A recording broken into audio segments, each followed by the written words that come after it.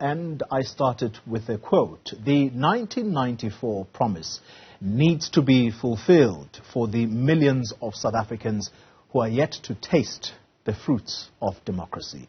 These are the words of the former DA member of legislature, that's Makashule Gana, here in Gauteng, who resigned from his party, political home of 20 years. And this happened in August, you will recall. Gana says he will not be joining any of the political parties that are present today, but he would rather focus his energies working on his own formation and giving voters an alternative.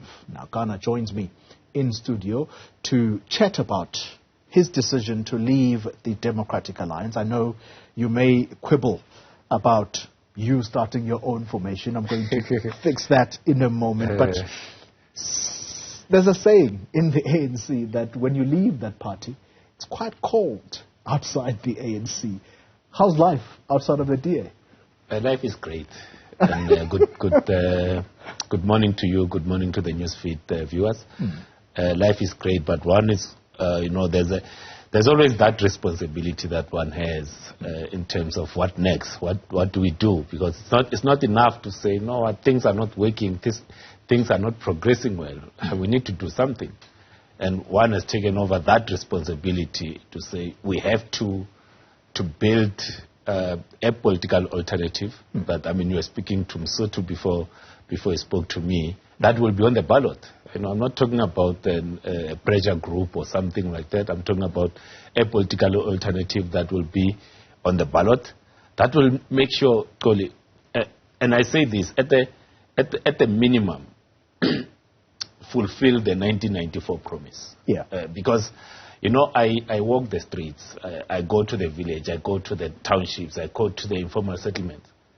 And I keep asking myself, is this what 1994 was supposed to be? Is this what the struggle was supposed to be? And the only, or one of the big conclusions that I arrive at is that the current Lord has betrayed that promise, and we must roll up our sleeves and at the minimum ensure that that promise is fulfilled for the millions of South Africans. Upon leaving the Democratic Alliance, you immediately associated yourself with a grouping called the Rivonia Circle. What is that grouping, if you were to explain it in one or two sentences, and why have you associated with those people? Is that where this new political alternative is going to come from? The Rivonia Circle is a think tank. It's an NGO. It's a civil society organization. It will not be the organization that will be on the ballot. It will continue doing its work as a think tank. But what I'm talking about, it's a political vehicle that will definitely be on the ballot, that will mobilize South Africans, that will organize South Africans to come together. Because this, for me, when I say there's no Messiah, I'm saying South Africans, we need to come together. Those that believe that the 1994 dream was a true dream, but it hasn't been realized. Yeah. It hasn't been fulfilled. It has been betrayed. Actually, we have people that are, on a daily basis, are stealing that dream away from many South Africans. You and I know that part of the reason people like Mosotho Miepa that you speak about, they are meeting in Cape Town. It's a whole body of independent electoral commissions coming from 109 countries, if I'm not mistaken, or it's 119 of them coming from these 109 countries. The reason they are partly meeting is that there is this widening political distrust between citizens and political parties. What makes your grouping of people think that you are going to be that elusive appeal?